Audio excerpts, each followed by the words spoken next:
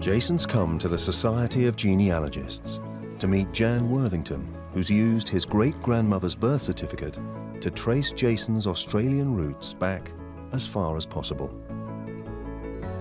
So with these documents here, I did a bit of research for you.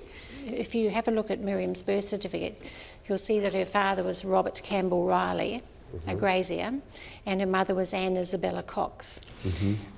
These are charts that I found here in the Society of Australian Genealogists, and you can see here that we link back to Richard William, who's the son of Edward. From the research Jan has done, she's traced Jason's Australian heritage back 7 generations to England and a William Cox born in Dorset in 1764. He came out with his family to the colony. Right. And he came in 1800. Right. And his son, Edward, that's where my line is followed. Yes. And Edward was born, obviously, in... Here in the colony, in yes. the colony. Yes. Okay. But all the other children were born either in England, except for Francis, who was born in Cork, in Ireland. Right. And it was just before the family came out on a convict ship.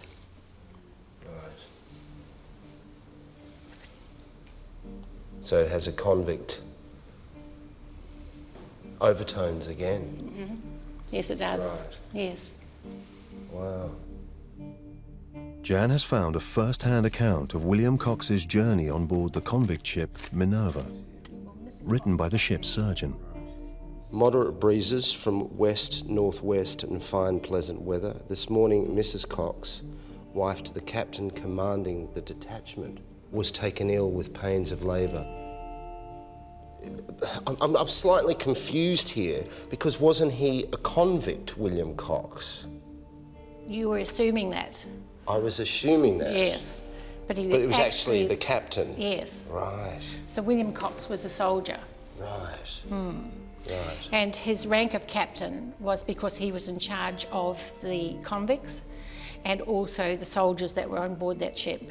And I have a photo here of him in his uniform. Wow. I mean, I guess instantly when I see this is comparing it to where I've been with Joseph Lyons is the total opposite. is that's what really resonates probably more than anything, to see someone, you know, was celebrated rather than condemned. Yes. Born in Wimborne in Dorset, William Cox came from an educated middle-income background and joined the Wiltshire Militia in 1793. He was 36 years old when he volunteered for duty on board the convict ship Minerva. One of the prisoners recorded the voyage in his diary, and Jason's found a passage where he refers directly to William Cox. It says, Captain Cox was particularly kind to me and all those I wished to favour. He would frequently say to Captain Salkeld, "This is a fine day, let up the prisoners to wash and shave and get a little fresh air. It will be good and humane to let the poor creatures have a little fresh air and relaxation. I will be responsible for their good behaviour." Cox he was very good with the men. They respected him. Right.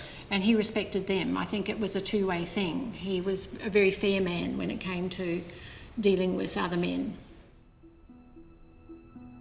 By 1800, when William Cox arrived in Sydney Harbour with his wife Rebecca and family, there were already 5,000 British inhabitants in the colony, made up of the military, convicts, and free settlers.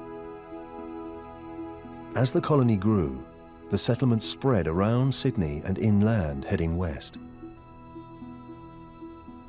Cox was one of the pioneers at the forefront of this colonisation. Men willing to gamble on finding a new and better life for themselves out here than back at home.